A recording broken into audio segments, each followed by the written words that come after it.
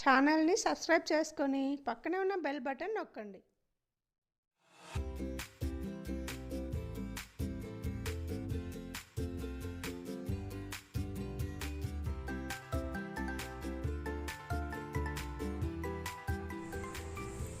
Hello అండి, నమస్తే. Welcome to Vini's recipes. ఈరోజు సగ్గుబియ్యం పరమాన్నం చేసి చూపిస్తానండి.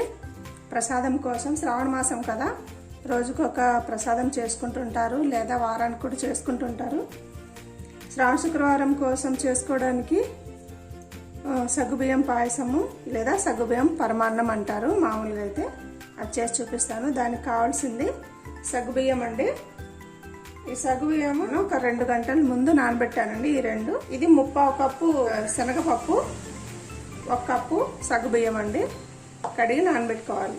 ప్రాసెస్లోకి వెళ్ళే ముందు మీరు ఎవరైనా నా ఛానల్ని ఫస్ట్ టైం చూస్తున్న వారు ఎవరైనా ఉంటే సబ్స్క్రైబ్ చేసుకోండి. అలాగే పక్కనున్న బెల్ బటన్ నొక్కండి. నా వీడియోస్ని లైక్ చేయండి, షేర్ చేయండి. ఓకేనండి, వీడియో స్టార్ట్ చేద్దాం. స్టవ్ మీద ఒక పాత్ర పెట్టుకోవాలండి నైవేద్యం కోసం. అందులో నీళ్ళు వేసుకోవాలి. దీంట్లో ఒక 4 గ్లాసులు నీళ్లు వేసి మరిగిస్తున్నాను. ఇది బాగా మరగాలండి.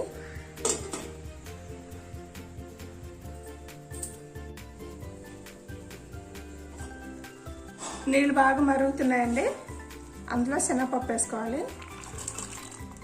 శనగపప్పు బాగా ఉడికిన తర్వాత సగ్గుబియ్యం వేయాలండి. సగ్గుబియ్యం త్వరగా ఉడికిపోతుంది.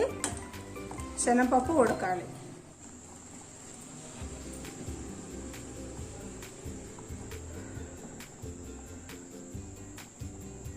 శనగపప్పు ఉడికిపోయిందండి.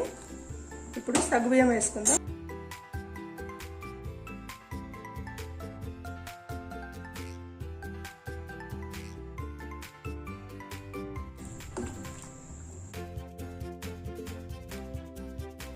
సగ్గుబియ్యం కూడా ఉడికిపోయినాయండి. మనం ఇందులో ఇప్పుడు బెల్లం వేసుకుందాం. ఇది 1.5 కప్ అండి బెల్లము. టేస్ట్ని బట్టి వేసుకోండి.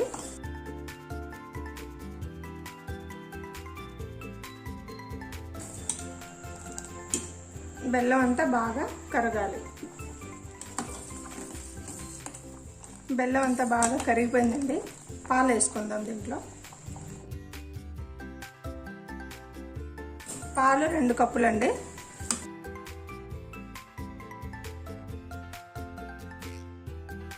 పాలు కూడా బాగా మరిగి ఉండాలి. బెల్లం కూడా చాలాసేపు ఉడకాలండి. అప్పుడే మనకు పాలు అనేది విరగకుండా ఉంటుంది పాయసంలో వేయగానే.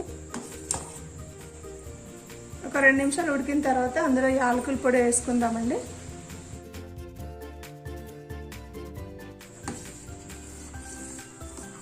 మనకు సగ్గుబియ్యం పరమాన్నం అయిపోయిందండి. స్టవ్ ఆపేసుకొని నైవేద్యానికి పెట్టుకుందాం.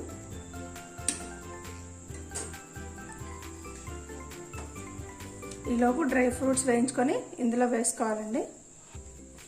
వేయించుకున్న కాజు, కిస్మిస్ దీంట్లో వేసుకోవాలండి.